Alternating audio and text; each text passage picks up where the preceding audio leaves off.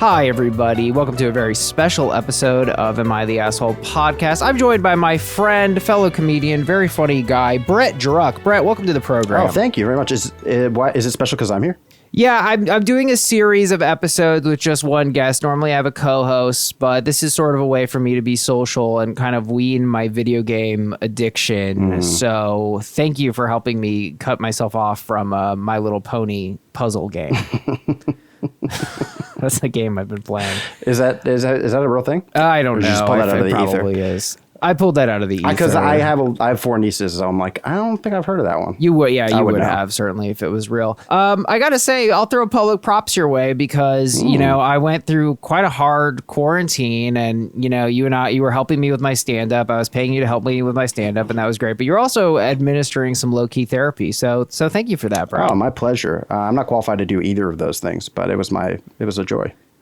Yeah, I did. You are going to have your comedy license taken. I reported you to the board, but I want to, just because this is on a podcast, I want to insist that I did not want to be paid. You insisted that I was paid. I was going to do this. Oh, is that true? Free. Yeah. I was like, no, dude, don't charge me anything. I was like, if I give you something that's really great and you want to use it, then you could throw me some money. And you were like, no, let's just make this. Let me just give you something, which was. But it was a good way to do it. Well, because I thought it was selfish because it was like we're going to work on my material for an hour and we're not even going to talk about your material. Like that doesn't feel like a friendly exchange. That's fair, and probably that made it more productive. But I was just kind of like, yeah, let's shoot the shit. And probably if we didn't do that, maybe I would have been like, hey, what do you think of this bit? I don't know, but I don't really need other people's advice on bits. I'm perfect. So okay, great. Maybe it'll starting work us that way. You're perfect. So well, it's good to have. Well, one of my favorite insights, that you told me about was, I was kind of in the throes of my exes and all these things, and you described a friends with benefits relationship you had that went on a very long time. Yeah. And so what had happened there? You said it was like 9 months. Like it was very long. I think it was almost a year, actually. Okay. I had gotten out of a relationship where my ex really kind of waffled between I want you to spend more time with me, and then like concern over I wasn't doing enough with my career because I was working at Trader Joe's and then doing shows when I could. But between that and taking care of my mom, like I just didn't have enough time to do more stand-up stuff. And I think she was looking farther into the future. She was like, she actually, Tyler Fisher, who she knew, she kept being like, Tyler's doing this. Tyler had Janine Garofalo on his show. And I was like, oh, cool. That's great for Tyler. I don't know him. He sounds great. But I mean, I do now. But at the time I didn't. I was like, I don't have time to produce a show and stuff like that. So then I started doing more stand up. And then she was like, okay, well, now I want to see more of you. And then it just kept going back and forth. And eventually that relationship fell apart. So the next time I was I was talking to a lady. I said straight up off the bat, I was like, listen, I think I know where this is going. I'm totally cool to hang out with you, but I cannot be anybody's boyfriend until I can like do this for a living. And until my career is like at least doing better. And she was like, cool. And then we hooked up, and then we talked about it a little bit more. I was like, I can be exclusive. That's no problem, but I cannot be your boyfriend. Because the role of boyfriend is so much more. If you have a problem at work and then it's like, well, why are you telling me about this? Why don't you tell your boyfriend about this? Or how come your boyfriend hasn't come over for dinner to meet the family? Like, there's just so much more on that that I was like, I can't be that role of responsibility. And looking back, a big part of that was also because my responsibility was to my mom for a large portion of my life. So I couldn't juggle those things. And so I established that right off the bat. And we hooked up for about a year, and it was going well. But I could tell at some point, like, she should have ended this a while ago, since I'm not being her boyfriend. But she's definitely falling in love with me, and I probably should have ended it as soon as I realized that. Well, you had this great quote that you told me, something like, you're like, I'm a good looking guy, but I'm not that good looking. There's no way she would sleep with me for this long unless she was in love with me. Yeah, I did a logical chart. I put some math together. I was like, I measured myself up. I was like, I'm between a 6 and an 8, plus 12 months. So it was definitely, if you have a good set, you're a 9. And this girl was like, having very, very attractive, and very easygoing. She was great. She was awesome. But there's no reason a girl like that would just be okay with this, unless I was super hot. Even if I was super hot for a year of not being your boyfriend, nah, that's not gonna happen. That's a lot. Yeah. That's a lot. So you kind of looked back on that in retrospect, and you were like, it was wrong. It was wrong to let that fly. You should have been proactive and not let that go on so long. Yeah, I mean, there was one point where she started to pull the trigger, in like she said she wanted to spend more time with me, and I was like, this is why I set these boundaries of like, nope, I have to work on my career stuff, I was like, well, that's not something I'm like able to do. And she was like, well, then I don't think we should see each other anymore, which was a bluff. But I was like, okay. And then she tried to renege on it. And I was like, well, you can't do that once you say that. It's like, once you try to hold that over my head to manipulate me, like there's a broken trust here. And so we can't go on. And then I felt, and then she told me that she was in love with me and she was really upset. And I should have, my instincts were, comfort her and talk to her and stuff like that. But I also had gotten my heart broken. And the more I talked to my ex, the farther along it extended that heartbreak. And so I was like, I'm going to do her a favor by just, not being supportive and just being like, sorry, that's it. And that I definitely regretted, because she hates me. See, that is something that I'm honestly still chewing on. I've thought about that a lot, because I think it is brutal to go no contact, which is more or less what you did, right? You're basically like, this is it. It's over. Bye. Yeah. It's brutal and it hurts, but as you pointed out, the longer you keep kind of touching on that person, the longer they're sort of like, IV needle drip your love and not like weaning off it. And so they can't actually move on. I don't know that it's healthy or that it's on you necessarily that manifests in hating you, because I think it's brutal, but it's kind of like, it's kind in a way as well. It is kind, but the kinder thing, which leads back to the original point, would be when I put the math together and said, this girl is definitely catching feelings for me. I should have had a talk with her and said, hey, are you starting to feel these feelings because I am still keeping up these boundaries and I want to make sure you don't get hurt? I should have had that conversation with her. But instead I was like, well, she keeps fucking me, so... Right. That's right. I put up the boundaries. I'm guilt free, and that's not that's not a responsible, empathetic way to go. That's a very yes, I am.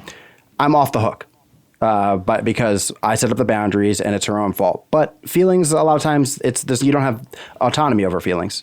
And when you're in the throes of falling in love with somebody, it's kind of unstoppable. So, it's up to me as the person who isn't in the throes of those feelings, who isn't having that chemical cocktail of opiates in my brain going to drop the hammer and sever and be clear.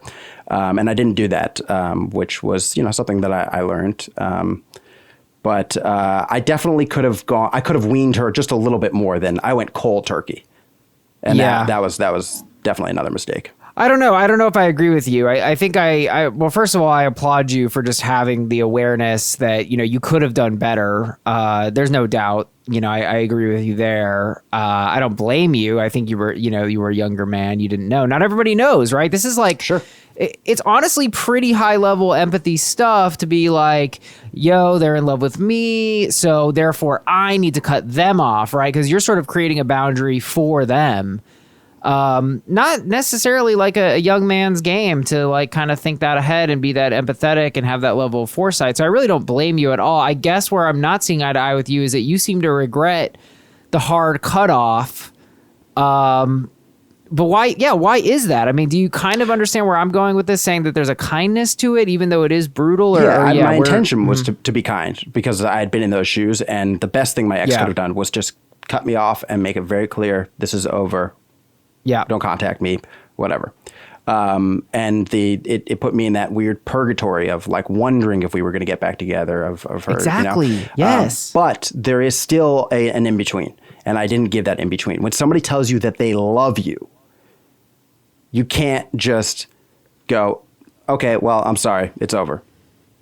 I mean, you can, and I did, but it didn't feel natural to me. And I think a little more bedside manner is what would have felt natural to me and would have gone a longer way towards, it was probably traumatic to be just like, if you're falling in love with somebody and then they just like straight up are like, nope, bye. That's a lot at once. I don't know. It's interesting because maybe that is true. I guess I did I was in the opposite situation, right? Where I fell in love with my ex and then she kind of broke up with me over the phone, which was fucking brutal.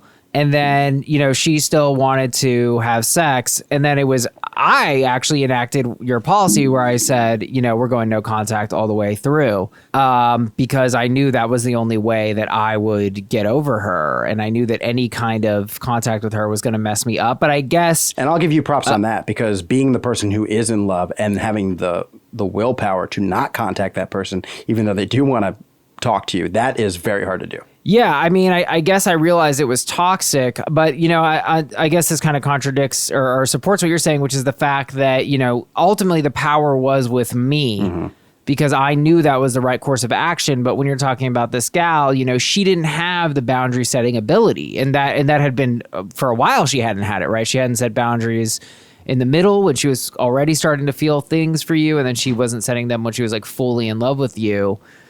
So, and then there's also this additional sting of you kind of laying down the law, and then it's like now she's rejected and she kind of has no moves. So I guess there is a case by case aspect to this, but I don't know. I personally find it very difficult to hold it against you that you went cold on her. I think it's brutal, but it's the highway to getting over someone. It's not my biggest regret in life, but it's something that I learned from. I mean, my thing is always, if I'd done anything different, I'd be somebody else. So I don't really, I learn from the things and I try to think about them and what I could have done better. And that's how I improve as a person, but I don't really feel bad about them because I didn't know any better. I didn't have that experience before, and I know that I was coming from a good place. But it was just, you learn trial and error. Yeah, it kind of sucks that is how we have to learn. Like something horrible has to happen, and you're like, "Oh shit, okay, I got wisdom now." Hell. Yeah, or I mean, maybe if podcasts were around, I could have listened to something like this, and I would have known ahead of time. But who knows? This podcast is gonna save someone's life. They're all hard. right, They're hard, at least. They're hard. There we go. So speaking of podcasts, you recently started a podcast. Somewhat recently, right? Yeah, we started, late September. I think early September in 2020. That's when we started releasing it. But it wasn't meant to be a podcast. It was just me and three other comics that I've known for a long time. And we were just getting together to work on jokes because we didn't really have an outlet. We couldn't test jokes on audiences really, other than Zoom. And those are far and few between. But it was just because we've known each other for so long. And I've spent so much time on the road with the two of those guys. We just had really good rapport, and we were like, this seems entertaining. I think we should just hit record and put it up and see what happens. And people really liking it. So, yeah. That's awesome, man. Well, what's the name of the podcast? It's called Is This Anything? You can listen to it anywhere there are podcasts. But I would recommend if you're a YouTube watching person to watch the YouTube show, because people really seem to enjoy that. We do a lot of sight gags and make fun of each other, and it's fun to read our faces when we do that. So for the listeners who maybe don't know the stand-up vernacular, that's like the name of the pod is kind of a classic line that I probably have said to Brett many times, like, "Oh, dude, cats have a cold, dead stare in their eyes. Is this anything?" Yeah. And then Brett would be like, "No, that's nothing." And I'd be like, "Oh, okay." And also the name of Jerry Seinfeld's book. Oh, is it? Oh my God. Yeah, he released it right after we named, or he announced it right after we had recorded 3 episodes with that as our name. Once we had settled on it, we voted for like weeks on what we would call it. And we were like, well, we already recorded episodes calling it that. So if he's going to sue us, I guess, I mean, that'll just be good publicity. But he hasn't, it's better for him to not acknowledge us. Yeah. Yeah. Well, I don't know. I think it'd be good. I hope you guys get sued. I think that could do numbers me too. for I think y'all. that'd be great for us. Because it's an underdog story, you know? Oh, totally. There's no way we don't look like the good. Jerry Seibel will just look like a bad person there. And you were first. We were first. Yeah. By copyright laws, which I know, unfortunately, very well, we are protected. Nice. Well, I got a very miscellaneous sort of episode here. You mentioned you're addicted to painkillers, so I got some addiction stuff. I was. We got some. I don't know if you said were or are. But I said were. Yeah. Okay. Are you now? No, I'm not. But that's what I was like. I feel like I should clarify that this is I'm on the other side of it now. I need you to be currently addicted to bring Max insight. So yeah, I wasn't sure also if I was brought under false pretenses and I couldn't do this episode now. Well, whatever. We'll deal You know what? with it. I'll relapse just so we can. Let me see if my roommate has anything. Thank you. Yeah, just get something in your veins. It'll go fast. Our final situation will be AITA for singling someone out at a comedy show. That's a fun one. Our second story of the day. AITA for bluntly telling the people I work with that no, not everyone in the office can afford to buy a house. But first, AITA for abandoning and refusing to care for my friends because they all have alcohol addictions. I'm a female senior in high school, and recently my friends, mostly males, are starting to turn 18 when it's legal to purchase alcohol. So I guess that's the UK or some better country. Most of my friends have alcohol addictions, and they're still 17. Every time they have a party, someone injures themselves. They get sick, shit gets dangerous. One friend who happens to be my closest friend has required stitches to close a wound, basically thrown out of the house for lying to his parents about where he was and coming home being drunk at night, exploiting, being legally allowed to purchase alcohol, arriving to campus drunk, bringing alcohol to school, and being extremely overbearing with his emotions toward me. Others have been beyond sick. One girl slept on concrete with a blanket because she didn't eat before drinking multiple beers. Another was all but passed out over the toilet. I was trying to force feed him water and food because he didn't eat before drinking. One tried throwing a party in which they'd all be drinking while he planned to leave his house. Everyone was unsupervised to go to a strip club, basically leaving all the drunk people in the hands of me and a few other sober people. The final straw was when we had a very full-on night of drunk idiots. The guy was over the toilet for 2 hours. My close friend came home drunk and was kicked out of his house the following morning. And after all, they were begging in the group chat for someone to drive them to buy more alcohol because they drank all of it and none of them were sober enough to drive. I told them all harshly that I wouldn't be there next time to supervise and basically told them I had enough of the bullshit. Most of them are still underage and they already have alcohol addictions. My closest friend was hit the hardest. He kept asking at the house, "Where's OP? I want OP. I miss OP." When he tried messaging me drunken words, I muted the convo and went to bed. I woke up to a spam of messages, "You hate me." I haven't talked to him since. I don't want to spend every party looking after my friends because they have no self-control, but I feel guilty for just abandoning them because they do have no self-control. I know this post is long, but I'm exhausted. If it wasn't for his drinking, I'd probably be really into one of the guys, but his lack of control is a major turnoff, and it almost disgusts me to see him in that drunken state. Maybe I'm talking like a sober loser who needs to loosen up. AITA. I will say, if she had a few beers in her, maybe she wouldn't have given so many examples. She probably would have been having a better time doing something else. But that was exhaustive. This is interesting. This kind of comes back to what we just first talked about because it's all about bedside manner for me. Well, one thing that really stuck out to me, she said, what was it? I was trying to force feed him water and food because, again, he didn't eat before drinking. I don't know that force feeding anybody something while they're that level of alcohol poisoned is a good idea. But that's, again, bedside manner. The harshness for me is probably where you're being an asshole. But I don't think that her instincts is wrong. Or the harshness is what exactly? Just their anger telling in that, the post? like ignoring your friend. Yeah. She said this person. I don't know why I keep saying she. This person said. They're a she. Yeah, they said Oh, they're a they did. female. Okay. They're a senior in high school. Female senior in high school. Yeah. Because I was listening. That's why. She said that I told them quite harshly that I wouldn't be there next time to supervise them. And basically I told them I had enough of this bullshit. And she seems pissed at them. But that's where you can't do that. You need to find a balance of, I'm here for you when you want to grow up, when you want to stop doing this. I'm here to be a friend that's not going to, enable you. But until then, I can't associate with you. The door is open, but you have to walk through it. And that's really where I feel like a lot of things with addiction, you have to give them the tools, but they have to build the piece of IKEA furniture on their own. I'm pretty into that. I mean, I don't necessarily know that I would ding OP for kind of not having a level of decorum and kindness in this situation, but I will grant you that there is a way to kind of create an environment which is more inviting to change. I guess I think what OP is up against is tremendous. I think a lot about alcohol culture. I think it's hilariously normalized. I mean, it would be hilarious if it wasn't tragic, I mean, if there was if people were on any other drug at all and acted how they do on alcohol, people would be like, oh, they have a serious problem. That's a great point. And it's a weird loophole where they're like, oh, well, he was just drunk. He was just drunk dancing on the table, kicking knives at people. Hey, he was drunk. Right.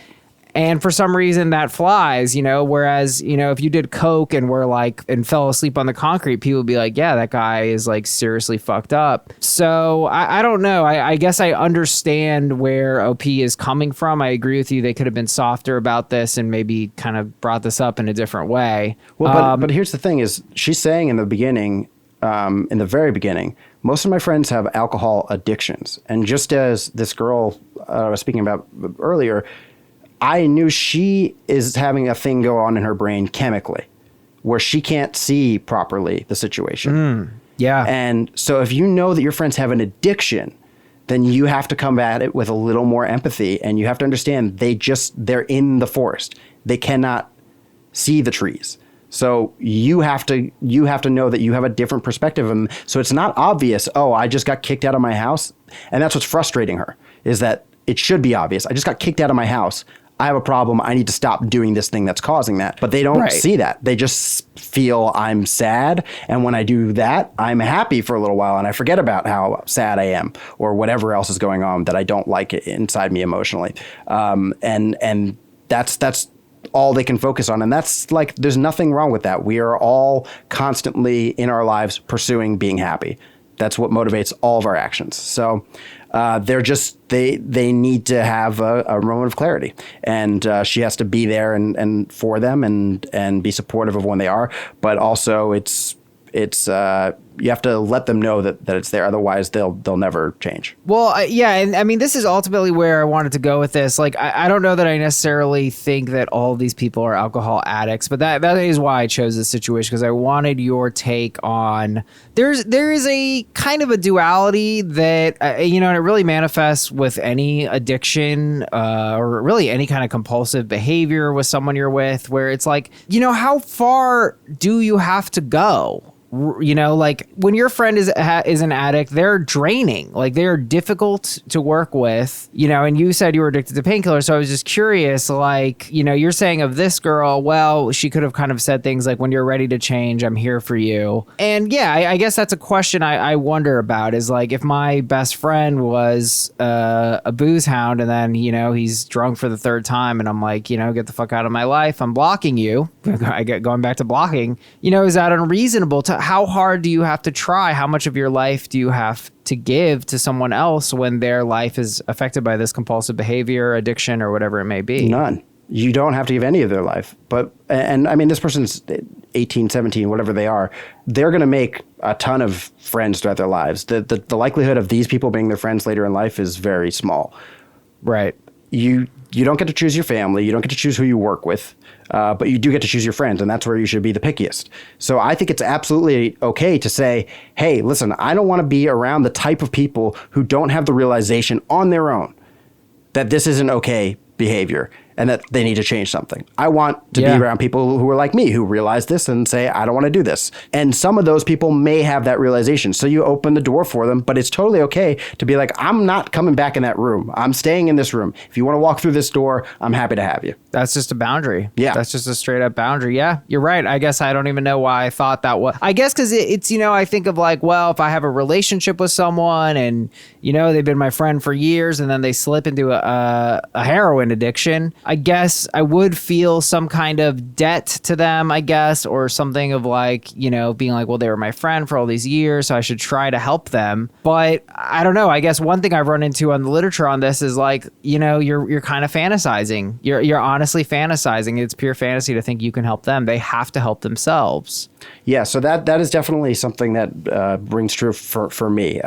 When I was addicted to painkillers, nobody knew about it, and I got myself off of it, and I am very confident that the reason I have never relapsed is because I got myself off of it completely by myself. If my family had found out and then thrown me into a rehab or something, in my mind, that would have been permission to slip up again because I can't control it myself. But because I empowered myself, because I did it on my own, it's super easy. I got bit by my sister's cat on the hand defensively because somebody was like, "Oh, my dog's never been around a cat before. Let me see what happens." This cat was specifically behind a wall or like a one of those staircase like gates because the cat is crazy. And she was like, let me see what happens if I put my dog here. And so I tried to separate before the cat went crazy and tried to attack, and the cat just latched onto my hand. When that happens, like a third of cat bite, like defensive wounds, or 2/3 end up with people needing to be hospitalized. And 2/3 of those people need to get surgery. So I was like, I've been bit by cats before. I grew up with cats, no big deal. But my hand, like 3 hours later, was like completely swollen. I was like, what the hell? Their teeth act like they're so sharp and thin they act like a needle, and there's some bacteria on the end of their teeth that as soon as it touches the tendons, it causes some crazy infection. So I was given painkillers for that instance. And I took them for when I was in pain for the 2 days until the antibiotics did their thing. And then I like threw them out, and it was like the rest of them. It wasn't like a big moment like, look at me. I was just like, this is easy. And it was no temptation for me because I took total control over getting myself off of them. And I knew I don't want to ever be in that situation again. It's so interesting that you're saying this, and maybe I'm biting off more than I can chew here, but we've been doing some stuff on triggers. And one thing I don't like about trigger culture is I sense, and I don't know if this is 100% true, but I sense a mindset in trigger culture, which is the world is filled with dangerous triggers, and I must avoid the triggers at all costs. And anyone who brings the triggers is a threat, and they're toxic and they're bad. And that is what resonated with me. What you said is that, and what I don't like about that mindset, which is not to say it's not completely true. Like, I'm sure there was a point when you were quitting your painkillers where had the cat bite happened at that point, it probably would have been bad for your journey. For sure. But the mentality is what I find toxic because there's truth to the trigger culture, but it's also, I think, much more important for people to realize like, yo, this is about me. Like, I have to seize the reins here. How did you seize those reins? It was one. I was in a lucky position. I was living at home to help take care of my mom and stuff like that. I was on disability because I had dislocated my shoulder a few times and I broke my foot, and that was where I was getting my painkillers at first. So I was just like, this is a problem. If I don't take these every 6 hours, I'm going to go through withdrawal, and I know that. So I don't want, like, I just have to do something. I can't just keep buying painkillers.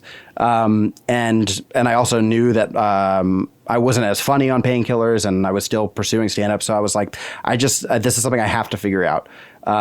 So I had the ability to very slowly wean myself off of them, 2 steps forward, 1 step back. I would take the amount that I needed to take to not go through withdrawal. Then I would reduce it by a very small amount. The next dose. And when I couldn't take that anymore, I would go up just a little bit more, but not as much as I was originally taking. So it felt to me like I was going back up to the original amount because I just like couldn't take it anymore. And I just kept doing that over like a 2-month period. So, but what really powered you though was not actually obviously the method helped, but it was really this idea that you wanted to do stand up. So it came back to kind of meaning. Yeah, I did. That I wanted to be stand up, but it was more than that. Like maybe Pete Holmes has that joke, like I'm the only person that Dare worked on. But there's certainly an element of like, I know that being addicted to painkillers is not a good thing. I know that it doesn't end well. I know what's going on mechanically in my body, that my brain is craving this thing. I was also watching like fucked up videos online because I was like happy all the time. So there was part of me that was like starting to lose this being in touch with like all the other feelings that you could have.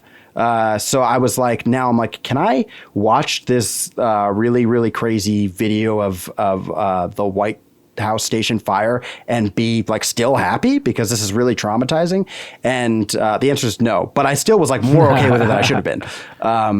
And that kind of behavior was just like, I was like, this is wrong. I'm not feeling the full gamut of what it is to be a human being. I shouldn't be this happy all the time. Very existential way of getting out of an addiction, but amazing nonetheless. Amazing story. So that's why I came on the podcast, to be praised. Okay, good. Well, I'll butter you up all day, baby. Thanks. So AITA, now we might fight a little here because I don't know if we do agree, but I think we may. AITA for abandoning and refusing to care for my friends because they all have alcohol addictions. I'm going to say not the asshole, and the friends are, because they're all... I'm almost with you. I'm going to say actually nobody is an asshole here. They're just too young to really see how long. Okay. I mean, how long has this? I saw stuff about them kind of damaging themselves, but it hasn't become a problem to the point where they're screwing up other people's lives. I didn't see any of those examples. It probably will. That's true. As far as what I know, nobody here is the asshole. They're young. They're doing dumb stuff. They have a little while to make that realization and not be assholes, but most likely they will be assholes. But and I don't think this person's the asshole. I think they could use some more bedside manner, but I think nobody here is the asshole. I think I could meet you, honestly, or do a weird zoom out thing where I say society's the asshole for normalizing alcohol so much. I didn't know that was an option. Yeah, you could do a little thing like that because, I think you're right. And this is like considered very acceptable youth culture, even though it's fucking insane. But yeah, I think you're right. Nobody's really hurting anyone. They're pissing OP off. They're annoying OP, but OP is more just like, get out of my life. I don't want to deal with this. I don't think they're directly like attacking OP. So yeah, I think I'll meet you on it. I think I'll say no assholes here as well. Yeah, absolutely. Like the only way this would be an asshole thing for me is if this is the perspective of the person who got really, really drunk and she OP abandoned them, like didn't try to like, take care of them while they were sick. That's the only situation I could see where that's not what this is. She's saying she's not going to do it again, but she was there all those nights. Yeah. Yeah. Yeah, I agree. I mean, if you're with your friends and they get messed up, you gotta help them, as annoying as it is. Yeah, my brother really had it like figured out with his friends when he was in college. Like it was like, oh wait, listen, whoever was the designated driver, that person was a babysitter. They were like stopping everybody from fighting the inflatable snowman on the corner, like just, doing whatever dumb shit, like taking their passed out bodies, throwing them in the car, making sure. But then they would rotate and they would all play that role equally. Fair is fair. AITA for bluntly telling the people I work with that no, not everyone in the office can afford to buy a house. My coworkers are usually pretty pleasant. The average salary for them is around $100K. I'm the admin assistant. I make about $32K a year. Anyway, some of the things they say are kind of weird. For example, this one woman was shocked that I'd never had any clothes tailored before. I think they're just really caught up in their own reality. Like in their world, everyone is beautiful and skinny and rich with purebred dogs and perfect white teeth. I was helping organize and someone announced they finally bought their first house. The conversation continued on to them being kind of rude and saying like, quote, I don't get why people think no one can afford to buy a house. It's not hard. And someone was like, yeah, I can't imagine being in my 30s and still renting. I'd feel like such a failure. And they all agreed. I don't usually get upset about the shit they talk about, but I finally had it and was like, I'm 38 and rent. I don't think I'm a failure. One of them was like, oh, well, we weren't talking about you. It's just that all these people always go on about how it's impossible to save for a down payment. I was like, yeah, it's pretty hard. It was obvious the whole atmosphere in the room changed. So I was like, anyway, and got up and left to the main office to get back to work. Later on, one of the other women in the office came up and was like, hey, I'm sorry about earlier. I didn't mean to offend you. It got kind of awkward in there. I said, yeah, it was pretty awkward listening to them talk about how they'd feel like a failure if they were in my shoes. She said that's not what she meant. She actually meant that it felt like I was trying to call attention to the wage gap, like it was their fault. And that if I wanted to get better myself, they could help me figure it out, how to apply to schools and work my way up just like they did. I said a kind of half-hearted thanks. It's been weird in the office since. I know money is one of those no-no topics, but it's not like it's a secret that I only make what I make. AITA. Well, this is a pickle. I've definitely been in this situation for most of my life because I've made so little money. At first at Trader Joe's, and then just being a feature on the road as a comic, and then headlining for really small amounts of money. But when I'm around my sister or my brother and their friends, and they're just talking about like mortgages and stuff like that, I'm just like, I can't be a part of this conversation. But for me, my take is always just like, man, I'm so glad I'm broke. This sounds so complicated. I just only have to focus on like, man, I need more money.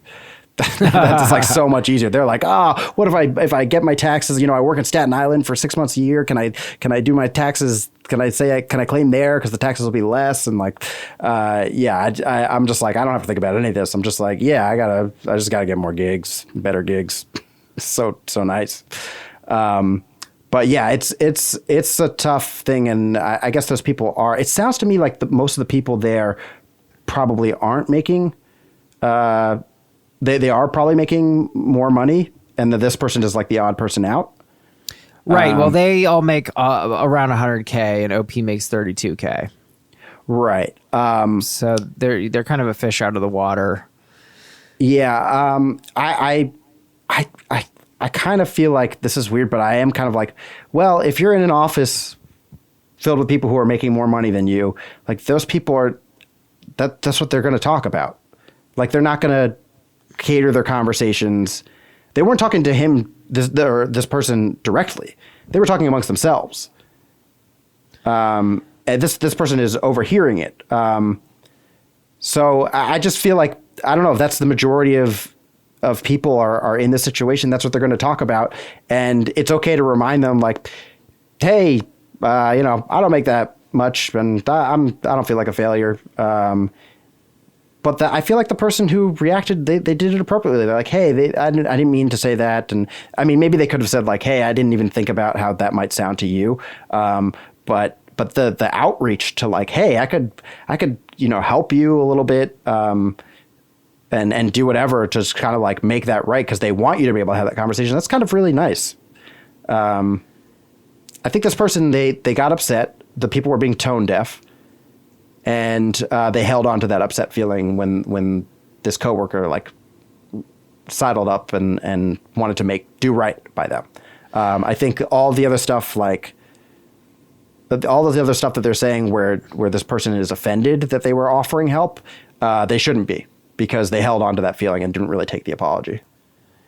Yeah, I'm pretty on board for that. Like, on the one hand, let me start with attacking the tone-deaf coworkers. I think there is a level of ignorance coming off here, which I don't like. Like, going around saying, I don't get why people think no one can afford to buy a house. It's not hard. It's like, well, you're fucking stupid. You are honestly ignorant if you think that. Like, you don't know facts about the gap between housing prices and the lack of wage increases and all these things, right? Like you are being very ignorant. Like, I'll never forget, I had an ex who would be like, I forget the phrasing she would use, but she would be like, that's not normal. She would be like, it's not normal how much money I made or whatever. And I'm like, I make well above average. And she's like, that's not true. And I'm like, do you know what the average is? Like, I know I make more money than the average person.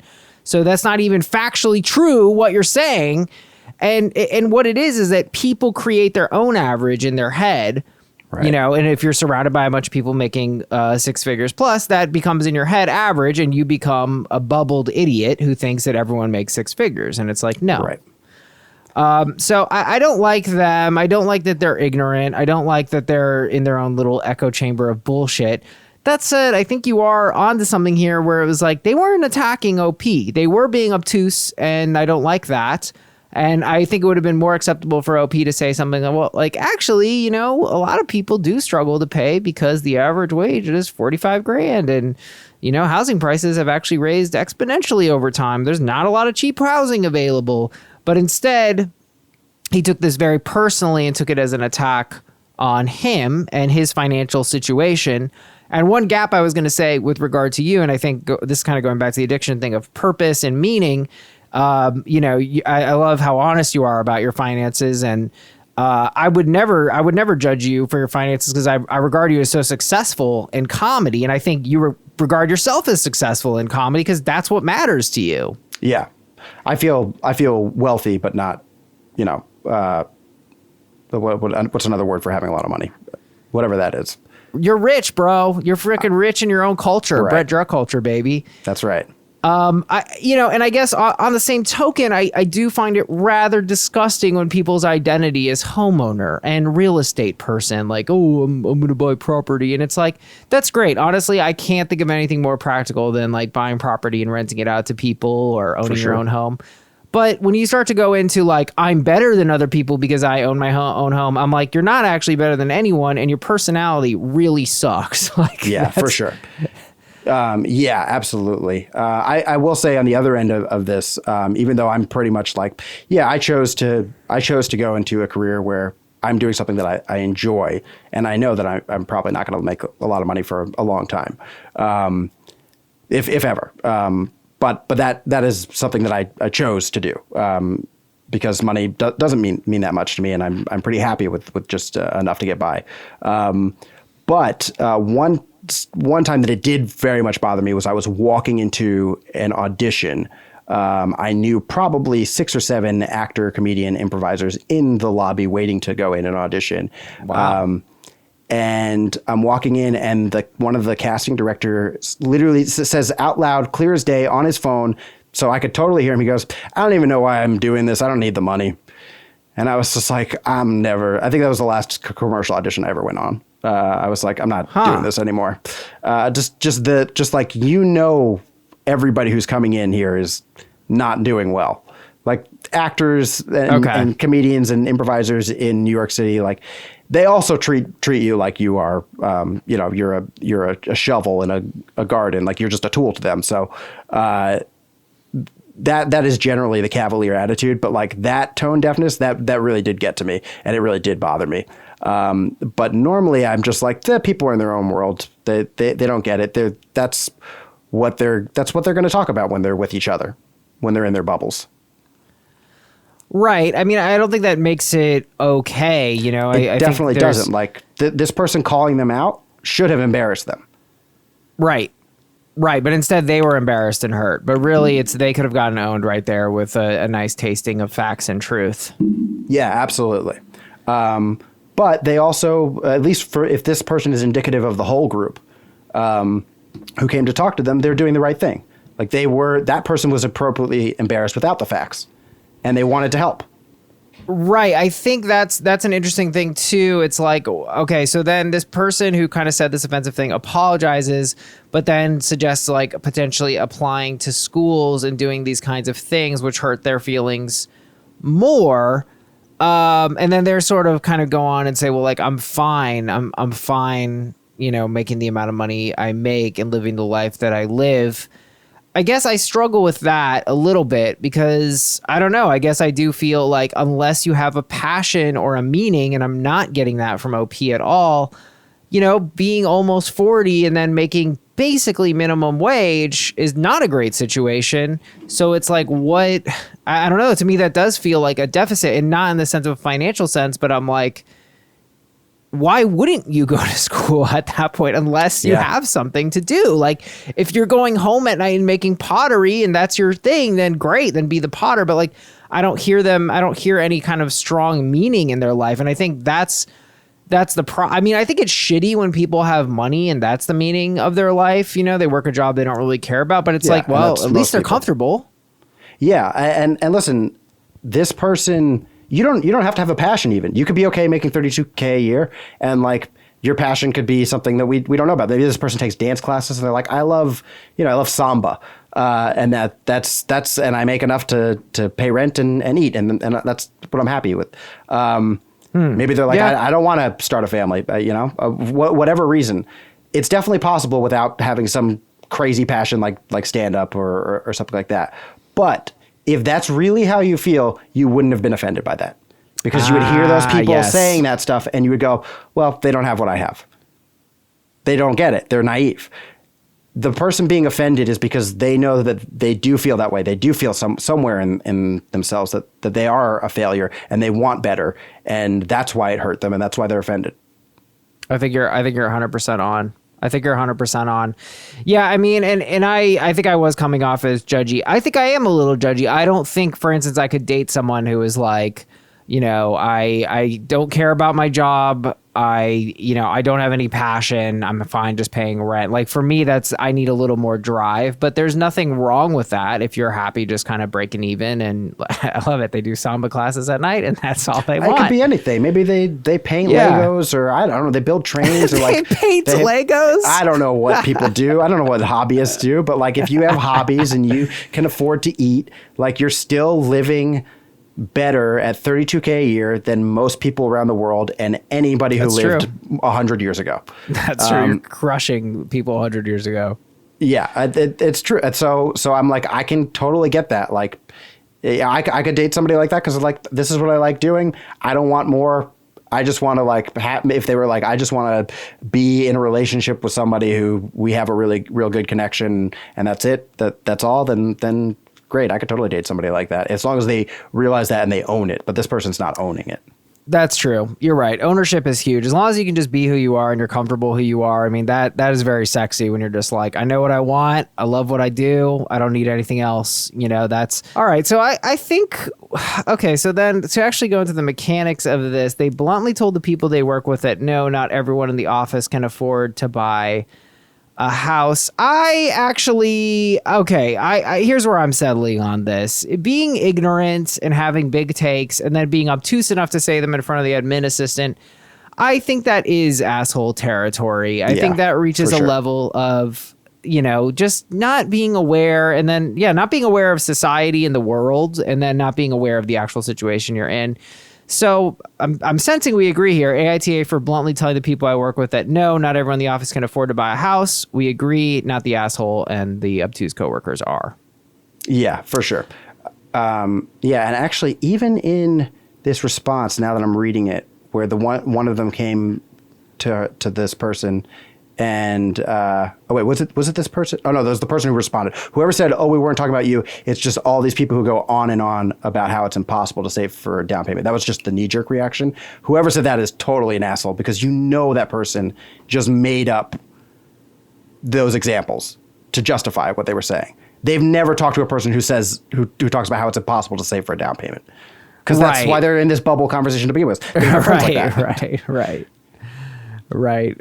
Or also the example refutes their own contention. It makes no sense. It's like it's a logical loop. It makes no sense. Yeah, that person was just obviously embarrassed and they were like, I'm going to say something that makes this better. All these people who say exactly what you're saying. I'm refuting the people. This makes no sense what you're doing here. AITA for singling someone out at a comedy show. I do stand-up. I also have a day job because, survival. I mentioned at work that I couldn't do any shifts after 4 on Saturday because I had a show. My coworker overheard and asked for tickets so he could take a girl out without having to spend money. Oh, charming. I had no problem helping him out, and I knew the club wouldn't care if I slid a couple people in, but I've been trying to get more bookings at this place, and it's kind of a level up from the sort of places I usually get to perform at, so I told them, please make a point to laugh.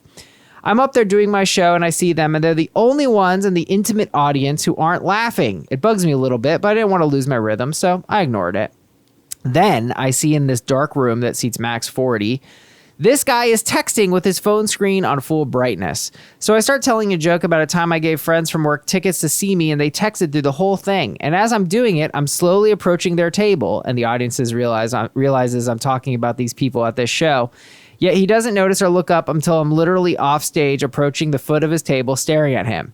It killed, so that was the good part. But when I showed up at work, I was expecting an apology from him. Instead, he was expecting an apology from me for, I'm quoting here, inviting him out just to make him the butt of a joke, making him look like a fool in front of his girl. Oh, Jesus, man. And embarrassing him at a popular venue in our reasonably small town. He basically summarized it as, you're supposed to be a professional, and if you couldn't handle me texting, you shouldn't be in show business. I think without question, he's the asshole, but he doesn't believe me, and the only people I could tell the story to and ask to confirm I'm not crazy are my real life friends, so they're biased. Who is the asshole? Yeah, I mean, this seems like it's like, who is the asshole? The Avengers or Thanos? This is like such a grand slam. I will play devil's advocate a little bit, but it's like as soon as this coworker says he asked for tickets so he could take her out without having to spend money, you know this guy's going to be the asshole. This guy sucks. Yeah.